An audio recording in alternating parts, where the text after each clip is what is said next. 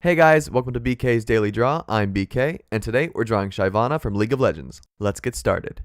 So this had to be the longest project that I've ever done when it comes to drawing. It was a total of, I think, 7 hours between drawing the form and coloring it and finishing it up. So for me, who's releasing these videos daily, it was a massive project, a huge time sink, but I think really well worth it, and a good qualifier of how far I've come in just 2 weeks, literally 15 days.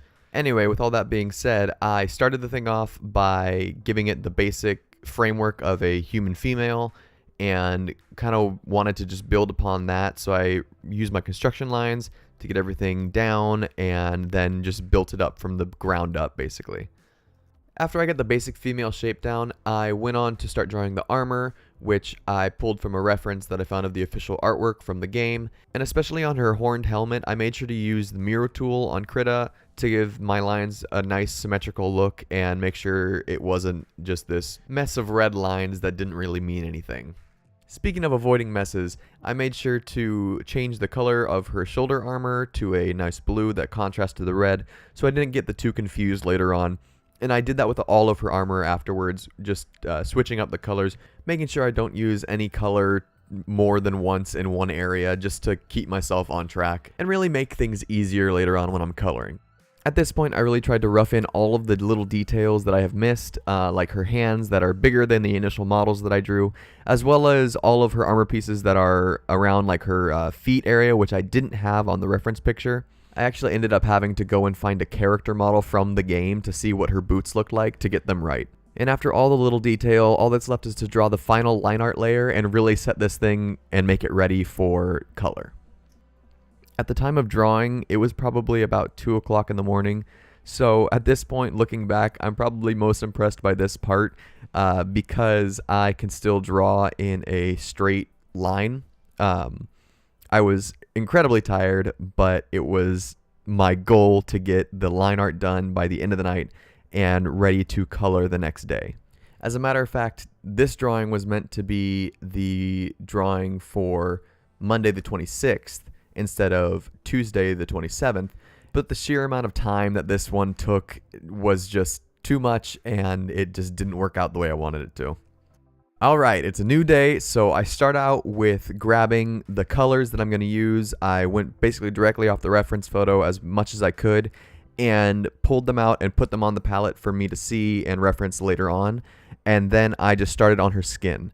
Now with this in particular, I was really careful because if I do it really nicely and keep everything within the lines, I can hide all of my other stuff beneath it and really basically just be a lot more lazy and liberal with all of my other colors. And after that nice rich purple of her skin is laid down, I move on to the red armor pieces like her helm and her shoulder pads and other things like that, keeping it pretty loose because I'm going to be able to cover it all up again with the gold armor pieces in a little bit. Now, the gold armor pieces were simultaneously the best part of it and the most difficult part of it because they were the ones that I had to be the most careful on to stay between the lines. Other than the purple of the skin and the line art itself, they are the highest layer, so it covers up everything, so I can't just paint in between the ruby red of the armor pieces and let it go like that. I really need to concentrate and lay it down where it needs to be until I finally finish and I can move on to the next color. That being said, after I lay down the color for the hair and the bindings around her breasts and all the stuff like that that aren't a part of the main color set, I go around filling in the things that I missed here and there, like the wrist guards on her arms, and preparing everything for the final little bit of the pose that'll really make this thing into a magical, awesome, legendary champion kind of feel. And what do you give to a super powerful half-dragon girl to make her even more badass?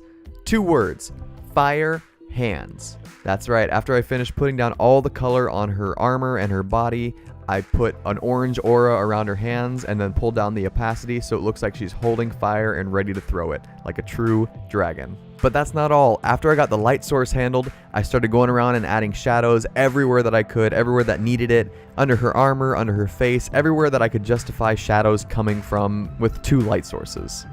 And then along with some shadow, I added some rim lighting afterwards, gave her entire body an orange outer glow, trying to show the reflectivity of her armor and her skin with the orange of the fire, and get everything nice and finished up. And now all that's left to do is just walk through all of the layers that I put down one by one and just look at how cool everything looks without the line art or without certain colors.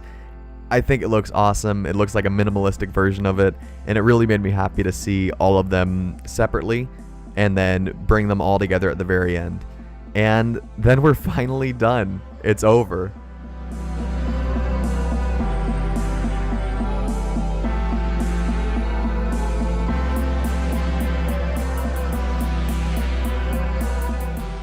This was an amazing project.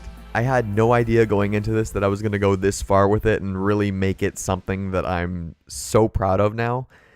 But I did, and I'm so happy that I did because it's pretty much the pinnacle of where I'm at right now. And I know that there's still a long way to go. There's a million ways to improve this.